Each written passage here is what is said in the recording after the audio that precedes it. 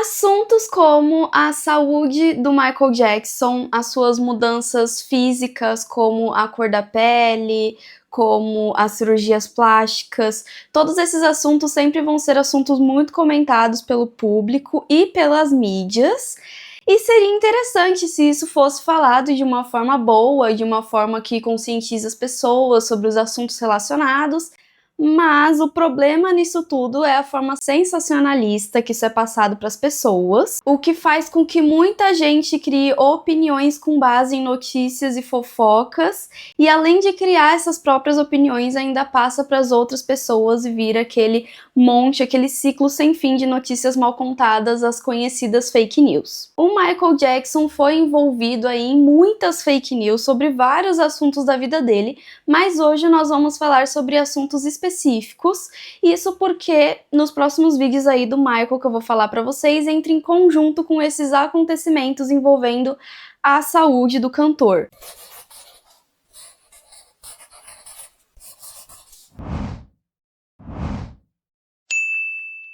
E aí, galera, tudo bom com vocês? Eu sou Letícia Lete, caso você não me conheça, e sejam muito bem-vindos a mais um vídeo do meu canal. Oi, produção, tudo bom? Um assunto que a gente gosta. Sim. Tava com saudade, já fazia muito tempo, acho que faz meses que eu não falo sobre o Michael Jackson aqui no canal. Pois é, finalmente. Mas voltamos com os vídeos do Michael Jackson. Então vamos lá, vamos falar sobre a saúde do cantor, que é um assunto muito complicado.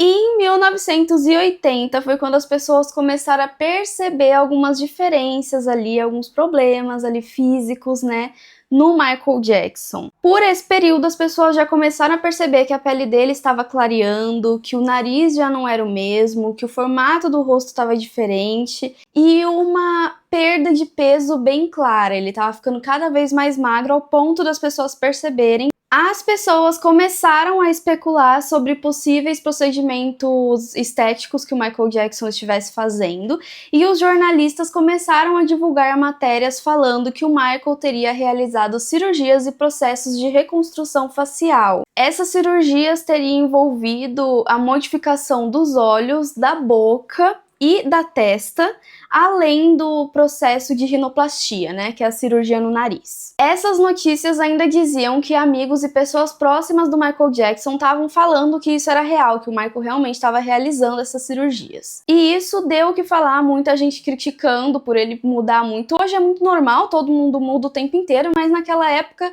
a mudança do Michael foi muito drástica, assim, então as pessoas começaram muito a cair em cima, a questionar e querer que ele falasse abertamente sobre isso, né? Uma das coisas mais marcantes, acredito que vocês já saibam, é a mudança do nariz, que é uma coisa que foi muito comentada, isso porque o Michael era questionado o tempo inteiro sobre o nariz dele e em alguns momentos ele chegava a dizer que não fazia nada.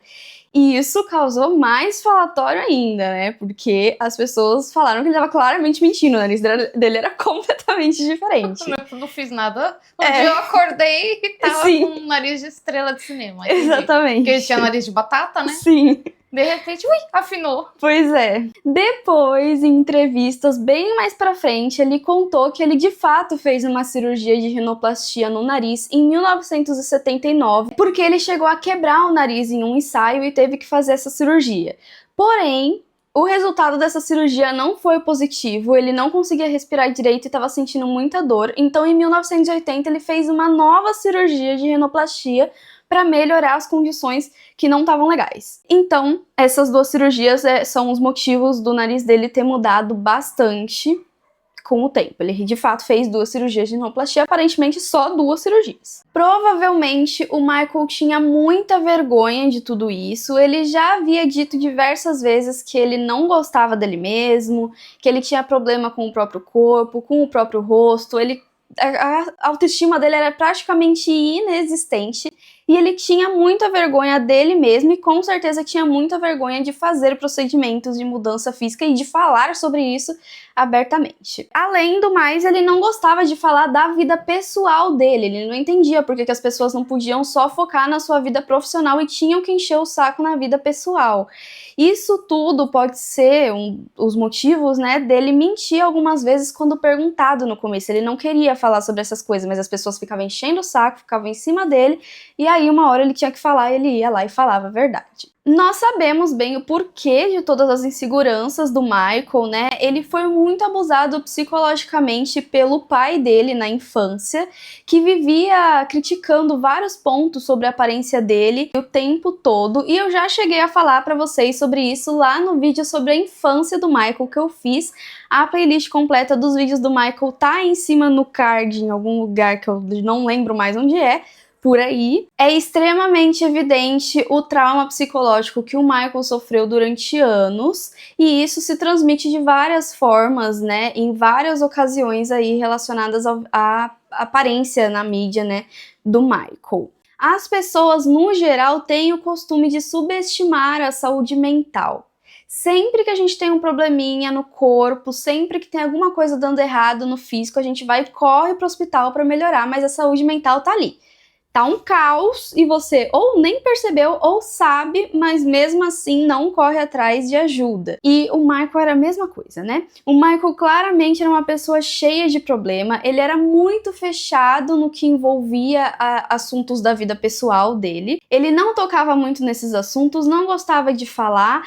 Quando era perguntado, ele respondia da forma mais rasa possível ou da forma mais estranha, o que fazia muita gente ficar ali criando mil teorias e desconfiando de um monte de coisa que possa ser por trás daquilo, né? E ao invés de só ajudarem, né, fornecerem a ajuda que ele estava precisando, só pioravam as coisas criando essas teorias e falando mais e mais da vida pessoal dele. Vamos falar agora sobre um assunto muito importante, que é a mudança da cor de pele dele.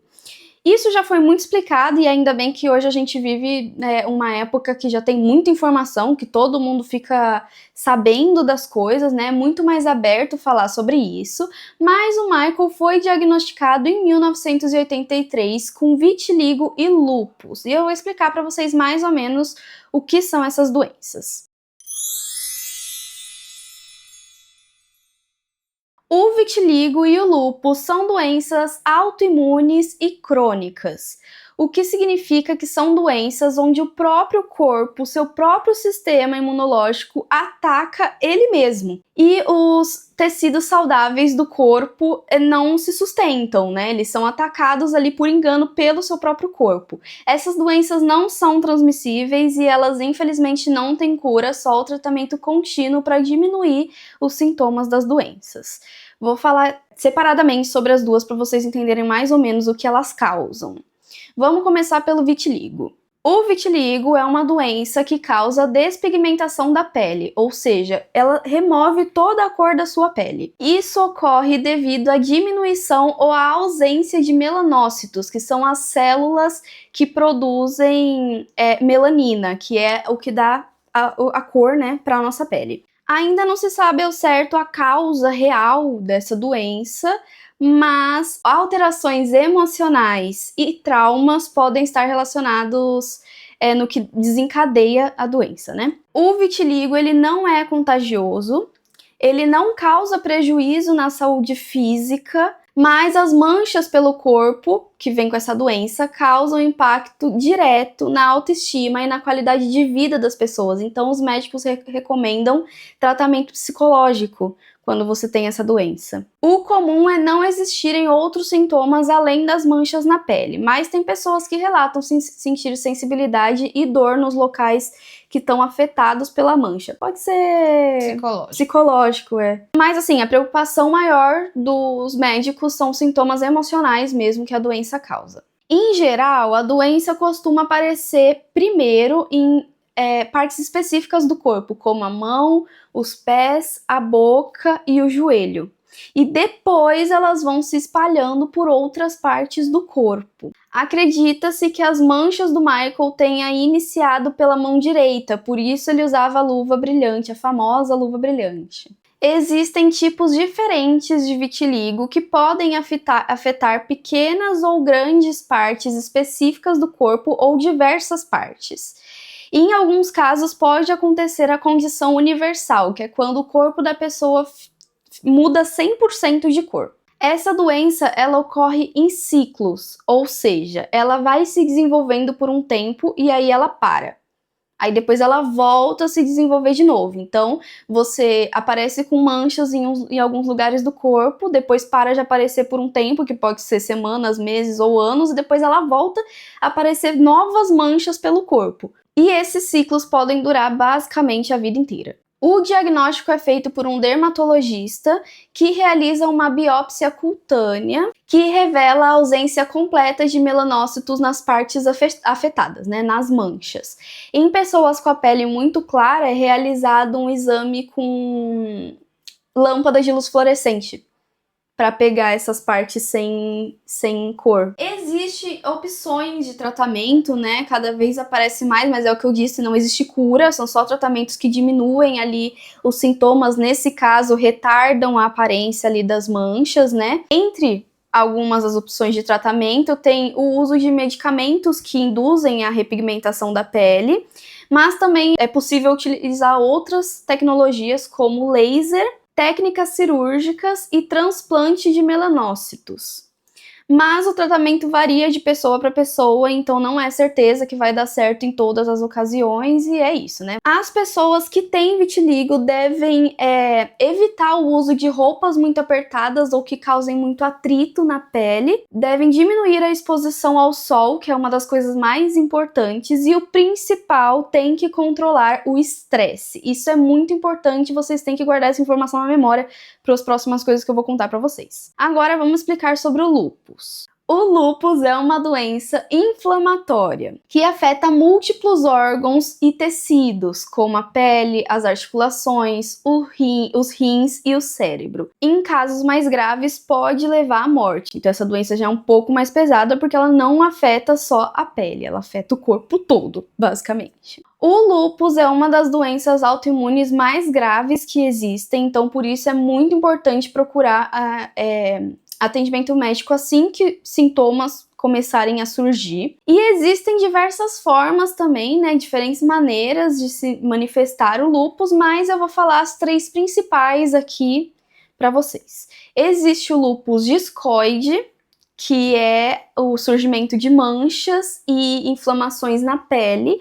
E essas manchas e inflamações podem ter diversos tamanhos, cores, formatos, então não são só manchas. E geralmente elas aparecem no rosto, na nuca e no couro cabeludo. Existe o lúpus sistêmico, que é quando afeta outras partes do corpo. Essa é o formato da doença mais comum, né, que aparece, e pode ser grave ou leve. E a inflamação afeta vários órgãos como rins, coração, pulmões, sangue e articulações. E existe o lúpus induzido por drogas, porque existem substâncias em algumas drogas ou medicamentos que podem causar sintomas muito parecidos com a do lúpus sistêmico. Só que nesse caso a doença ela costuma passar depois que você para de tomar os medicamentos. Também não se sabe a causa do lúpus, né, o que faz surgir o lúpus, mas os especialistas apontam que essas doenças podem ser causadas por uma combinação de fatores hormonais, infecciosos, genéticos e ou ambientais. Alguns fatores que também ajudam a desencadear o lúpus é a exposição inadequada à luz solar, algumas infecções e alguns medicamentos, como eu falei. Os sintomas do lúpus também são parecidos ali com o do vitiligo, que são em ciclos, né?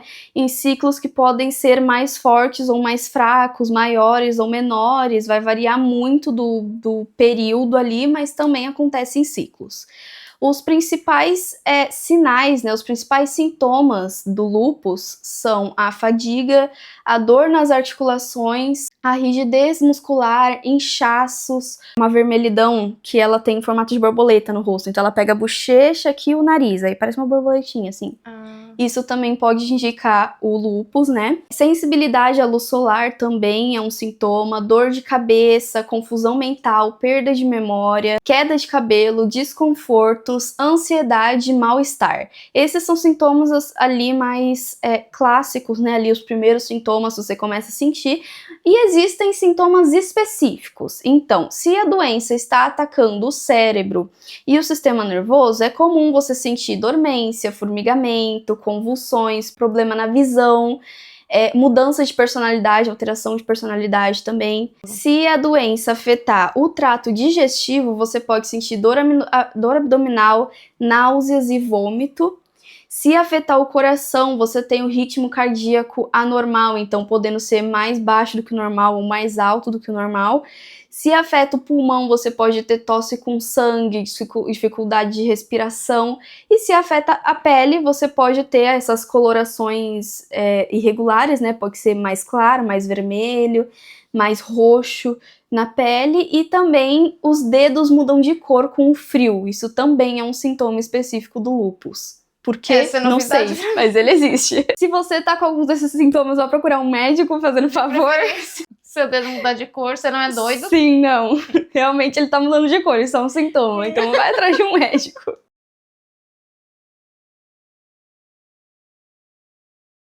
O lúpus, ele pode acarretar outros problemas de saúde e desenvolver problemas de saúde que você já tem. Então, piorar, né? E isso inclui infecções, cânceres, doenças, complicações na gravidez, entre outros vários problemas que ele pode agravar. Não tem exame específico para diagnosticar o lúpus, porque é uma doença que afeta várias coisas, né? Tem muitos sintomas, é muito difícil, não existe um exame específico, mas pode ser feito exame de sangue, de urina, e ali os sintomas que você fala ali com o médico, né? E ele vai identificar que é o lúpus. O tratamento do lúpus, como eu falei pra vocês, também não tem cura, né? Ele só diminui ali as sensações, principalmente, né? Porque dor, dificuldade é muita coisa. Então, o tratamento pode incluir anti-inflamatórios, protetor solar, corticoides e até droga antimalárica. Nossa. Mas ele é feito ali só pra controlar, é tudo pra controlar os sintomas, né? E pra melhorar a qualidade de vida. Não existe cura. Essa doença é um inferno, né? É muito ruim. Entende-se que o lúpus é talvez o principal, mas um dos principais motivos do Michael usufruir tanto de remédios para dor. Ele tomava muitos remédios para dor. E de vez em quando ele usava máscaras cirúrgicas em público. E isso por conta da exposição solar, para não afetar essas doenças que ele tinha. Eu acredito que vocês já saibam, né, já sabiam um pouco sobre o que era o lúpus e o vitiligo, pelo menos o vitiligo, que já é mais conhecido, já é mais falado, né? Hoje em dia nós temos muito mais informações sobre isso e nós temos muitas pessoas famosas que têm e que falam sobre essas doenças. Por exemplo, aqui no Brasil, com o vitiligo, a gente já conhece muita gente, tem muita gente. Mas de muito famoso, assim, tem a ex-participante do Big Brother Brasil, que se chama Natália Deodato, que ficou muito famosa, influenciadora, né? Tem o ator Renato Góes, ator brasileiro, que também tem. A influenciadora Camila Pudim, que é uma influenciadora que faz maquiagem no TikTok também. A modelo Barbarati, que é uma modelo muito famosa, e o caso dela é um dos mais famosos aqui no Brasil de vitiligo, porque ela tem vitiligo universal. Ela mudou completamente a cor de pele com o tempo. E pessoas famosas aí com lúpus, não só a brasileira, a Lady Gaga tem lúpus, a Selena Gomez tem lúpus, existe uma apresentadora e jornalista brasileira aqui famosa chamada Astrid Fontinelli, que também tem lúpus, várias artistas aí que já falaram sobre isso, né, existem muitos outros artistas que falam abertamente sobre isso, então a gente tem muita informação hoje em dia, mas naquela época não existia essa informação toda. A gente tem que lembrar que isso aconteceu na década de 70, 80, 90, ninguém falava sobre esses assuntos. Essas doenças, assim, esses problemas de saúde não eram muito comentados, ainda mais essas condições raras, que o vitiligo e o lúpus são condições raras. Antigamente, essas doenças, assim, essas condições visíveis, né, no corpo, eram vistas como vergonhosas. Então, as pessoas que tinham essas doenças, elas se sentiam muito acuadas, assim, porque as outras pessoas tendiam a ser maldosas, tendiam a julgar, tendiam a rejeitar. Então, não era um assunto muito fácil de ser falado naquela época. Quando a gente fala do Michael Jackson, a gente tá falando de uma das, ou a pessoa mais famosa do mundo. Ele é extremamente famoso. Ele era um cara extremamente influente naquela época. E ele era o foco das atenções em absolutamente todo tipo de assunto. É claro que ele poderia ter usado isso como conscientização, ele poderia ter falado sobre isso como uma forma de influenciar as pessoas, né? Explicar para as pessoas como isso funciona, com intenções positivas, mas a gente tá falando de um cara com muitos problemas. muitos problemas psicológicos. Um cara que foi muito atacado na infância por gente da própria família, até a morte por gente do mundo inteiro. Todo mundo atacava a aparência do Michael Jackson o tempo inteiro. Então é um cara que tinha muito problema de autoestima e que ainda por cima vivia numa época em que pessoas que tinham manchas, marcas e deformações no corpo eram vistos como vergonha, como abominações. Então é muito difícil. Quando você começa a analisar o passado e a vida das pessoas, você começa a perceber por que ele tomou, que essas pessoas tomaram essas decisões, por que elas agiram dessa forma. E por isso é muito importante falar sobre esses assuntos, é por isso que eu trouxe um vídeo só sobre isso, explicando para vocês. Mas vamos voltar aqui. Estipula-se mais ou menos que as manchas do Michael tenham começado ali por volta dos anos 70. Ele só foi diagnosticado com o vitiligo e o lúpus em 1983 e ele só falou abertamente sobre ter as doenças em 1993. Nossa. Então, durante todo esse tempo, a galera não parava de falar sobre isso e falar coisas ruins, gente. Não é coisas boas, não é tipo assim, nossa, você viu que o Michael tá mudando a cor de pele? Não, é tipo assim, meu Deus, ele é racista, ele tá mudando a cor da pele dele. As pessoas falavam mal, falavam muito mal, porque não sabiam. Ele só foi falar, tipo, muito tempo depois que ele tinha essas doenças.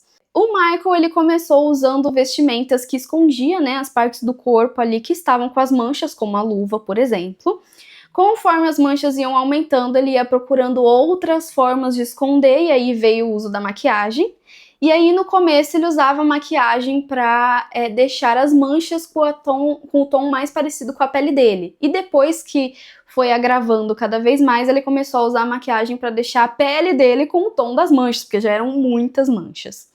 É bem nítido que a pele do Michael foi completamente transformada, né? Não só a pele, como a aparência física dele. E existem várias opções, mas a enorme probabilidade é de que as manchas se alastraram tanto a ponto dele não conseguir mais disfarçar ou, de fato, ocorrendo o vitiligo universal. Aí existem várias possibilidades. Pode ser que o corpo inteiro, né, o corpo dele inteiro tenha sido modificado pela doença, ou pode ser que o Michael tenha feito procedimentos de clareamento no que restava, porque já era muita parte afetada. Pode ser que se ele não tivesse feito o processo de clareamento, o corpo dele ia ter sido modificado completamente com o tempo, ele só acelerou o processo. Ou pode ser também que o vitiligo não era universal, mas grande parte do corpo já tinha sido afetado e ele preferiu fazer o procedimento do que ficar com aquelas manchas pelo corpo.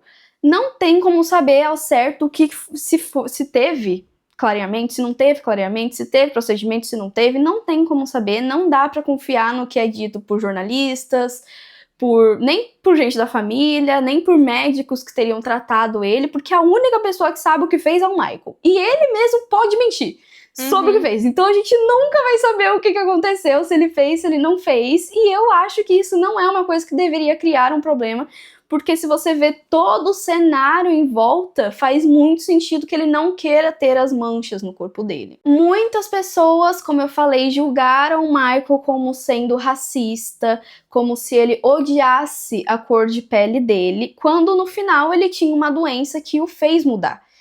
Então, assim, o Michael, mesmo se ele tiver feito o clareamento, mesmo assim, não foi porque ele odiava a cor dele, sim porque ele odiava a troca de cor, porque ele odiava as mudanças que o corpo dele estava fazendo visualmente, né, visivelmente. Ele odiava isso, ele não queria que as pessoas falassem. No final, as pessoas falavam de qualquer jeito, né? No final, tem na mancha ou trocando de cor, as duas opções as pessoas ficaram falando. Então, no final, não dei nada. Mas parem de julgar. Não julguem as atitudes do Michael sem saber o que aconteceu, tá? Os problemas do Michael Jackson, então, já eram enormes, né? Com a aparência dele, ainda veio essas doenças físicas, né, visuais, que evoluíram ainda mais os problemas psicológicos e emocionais do cara.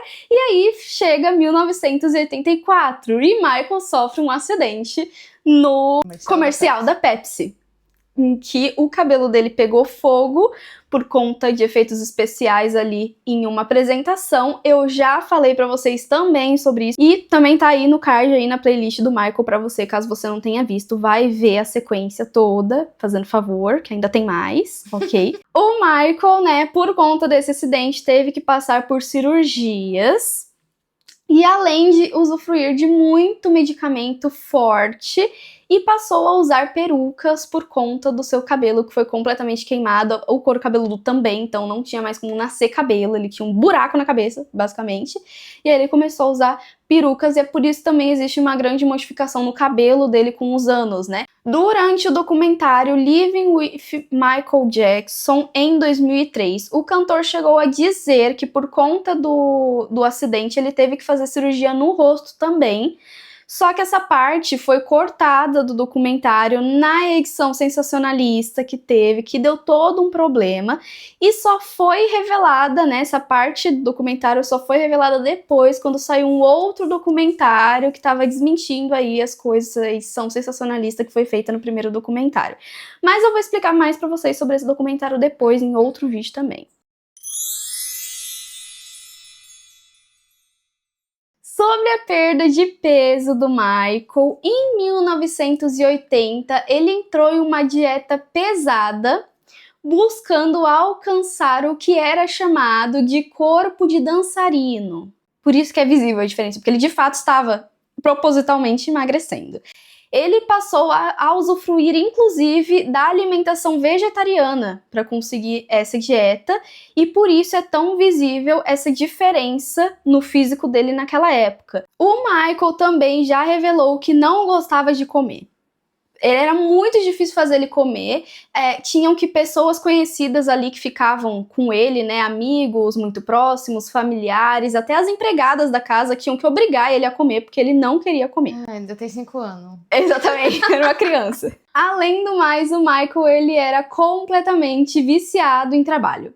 Completamente viciado. Então ele buscava cada vez mais aperfeiçoamento ali no trabalho dele, né? E doava toda a atenção dele nisso. Então ele abria mão de coisas básicas como comer e dormir para ficar trabalhando. Um exemplo disso, né?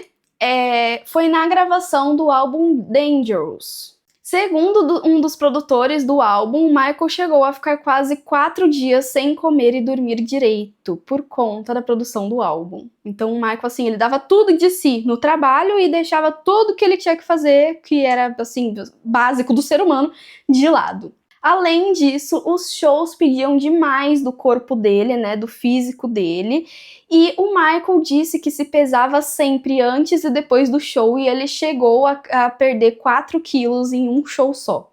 Então imagina se ele faz 2 shows por dia, 1 show por dia, ele perdia muito peso. Inclusive, em 1995, o Michael chegou a ter que ir levado às pressas para o hospital, porque ele teve um ataque de estresse e desmaiou no meio do ensaio de um programa, de uma apresentação de um programa de TV, que inclusive o programa esse que foi cancelado depois, né, porque o cara foi pro hospital, não teve programa. E na década de 90, né, por volta de tudo isso estava acontecendo, a aparência do cantor estava preocupando os fãs. Ele de fato parecia mais doente, mais cansado, claramente não comia, não dormia, e as pessoas percebiam isso. As doenças causaram diversas condições no Michael, incluindo a sensibilidade à luz solar. O Michael fez uso de produtos para retardar os efeitos do vitiligo, como tretinoína, além do uso de hidroxicloroquina no couro cabeludo e os remédios para dor que ele tomava ali por conta do lúpus. E aí veio o acidente da Pepsi, que ele teve que fazer, passar por mais procedimentos e medicamentos, mais coisas aí que ele tinha que tomar, e medicamentos pesados. Ainda tinha o estresse do dia a dia com o trabalho duro, na qual o Michael era extremamente empenhado, e tudo isso causava condições visíveis na saúde física do Michael. Em 1993, o Michael foi acusado, né, pela primeira vez de abuso sexual de menores, né?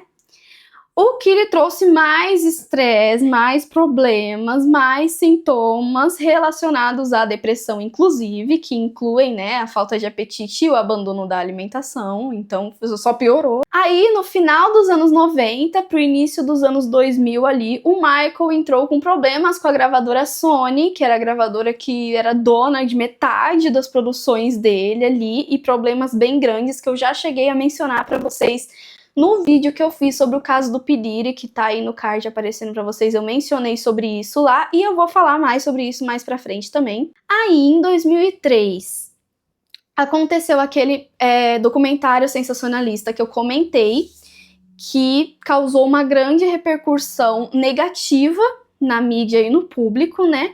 E que trouxe mais acusações de abuso infantil e pedofilia pra cima do Michael. Muitas acusações. E aí veio o julgamento. E durante todo esse processo do julgamento e das acusações, o Michael ainda passou por mais estresse, por mais perda de peso e precisava cada vez mais de remédios sedativos para conseguir dormir, porque já não tinha mais condição, né? Aí o julgamento terminou em 2005, o Michael foi declarado inocente, mas ele teve muito prejuízo financeiro, teve que abandonar a casa Neverland, né, onde ele morava, e acabou se mudando para outro lugar onde ficasse mais recluso e mais isolado. Ele literalmente se isolou. Então, em 2006, um ano depois, ele saiu da reclusão, né? Ele voltou aí a aparecer nas premiações, a divulgar trabalhos ali profissionais antigos, né? Não fez mais coisa, mas estava aparecendo ali na mídia, no público, pros fãs e tudo mais, com os filhos. Até que em 2009 ele anunciou a última turnê de This Is It, né? Que era o fechamento dos seus trabalhos. Durante os preparativos para a turnê, o Michael voltou com toda aquela vida agitada que ele tinha antes. Então, aquilo demandava muito físico e muito psicológico dele. Lembrando que ele tinha parado de fazer as coisas por um tempo, e você não pode voltar assim, pá, do nada fazer um monte de coisa do jeito que fazia antes, depois de ter ficado um tempão parado. É prejudicial para qualquer um, ainda mais para Michael Jackson com um monte de problema de saúde. Ele voltou com aqueles costumes de falta de sono, de não querer dormir, nem comer, porque ficava preocupado com deixar tudo perfeito pra turnê do This Is It. E aí veio a morte dele por conta aí do medicamento que ele usava pra conseguir dormir, né? Ele foi manipulado de forma errada, o sedativo foi dado a mais do que devia, o que causou a morte do Michael. E na autópsia do Michael revelou que ele de fato tinha vitiligo e lúpus, e também revelou que ele estava saudável. Ou seja, isso nos mostra que com todo esse tempo que o Michael ficou parado, isso ajudou ele na saúde física, ajudou ele a relaxar, a deixar o corpo mais saudável, a ficar bem. Talvez se não fosse pela manipulação errada do remédio, talvez ele não tivesse morrido, mas também não tem como saber, porque a forma como o Michael fazia as coisas, a forma como ele vivia, os ensaios pesados e os shows do This Is It talvez pedisse demais do Michael, e talvez ele pudesse também ter morrido de alguma outra forma, mas não tem como saber, né? Ainda temos que lembrar que por volta ali dos anos 2000 veio à tona todo o abuso físico e psicológico que os irmãos Jackson, todos eles sofreram do pai, né? Todos os irmãos começaram a falar abertamente sobre isso, o Michael não queria falar, sempre que ele era perguntado, enchia o saco dele, não queria falar, e aí depois ele fala também sobre isso. Em seguida, vem os especialistas dizendo que o Michael tinha a mentalidade de uma criança de 10 anos, ele literalmente tinha a mentalidade de uma criança. Entre outras questões e análises psicológicas ali de comportamento, né? Que deixava bem claro que o Michael realmente não era uma pessoa muito sã, muito bem, né? Então, o Michael, ele era uma pessoa cheia de problemas e questões que provavelmente ele sempre teve. Com certeza existem um monte de explicações e questões psicológicas por trás das atitudes do Michael, questões que vêm desde a infância ou desde o nascimento. Existem várias condições que não eram muito comentadas na época e hoje a gente tem muito mais informação sobre, como autismo, como transtornos de personalidade, como transtornos relacionados ao uso de substâncias, né? O que a gente sabe que Michael usava muito. Então existem muitas condições aí que talvez, que naquela época não eram comentadas, e talvez pode ser que o Michael tinha muitas dessas condições. Talvez se o Michael fosse um artista atual, né? Se ele fosse de hoje em dia, com que tem muito mais informação, que é muito mais aberto falar sobre isso, talvez as coisas tivessem sido muito diferentes do que foram, mas naquela época não era assim, naquela época era tudo mais fechado e menos falado e muito menos informação, as pessoas não tinham informação sobre as coisas. E quando a gente vai analisar os acontecimentos da vida de uma pessoa, a gente precisa analisar o contexto histórico na qual essa pessoa vivia, e é por isso que eu trouxe esse vídeo para vocês, para explicar aí muita coisa sobre o Michael, muita coisa que gera muita repercussão naquela época, e hoje em dia muita gente ainda fala sobre isso, e tudo isso entra em conjunto com os próximos acontecimentos que eu vou falar aqui nos próximos vídeos do Michael pra você, porque eu faço uma sequência de vídeos do Michael sobre a história de vida dele, nos preparando pro filme que vai lançar, espero, no final desse ano, que era pra ter lançado agora em abril, não lançou, adiaram, foi pro final do ano, espero que ainda seja esse ano, né, porque tá difícil. E eu tô gravando esses vídeos pra preparar a gente pra esse momento, então se você não viu os anteriores, vai ver na playlist que tá no card. E se inscreve aqui, ativa o sininho das notificações pra você receber quando eu postar os próximos vídeos do Michael também, ok? Não esquece de deixar o like, seguir nas redes sociais que estão todas lá embaixo na descrição. E é isso. Um beijão e até a próxima. Tchau! Tchau.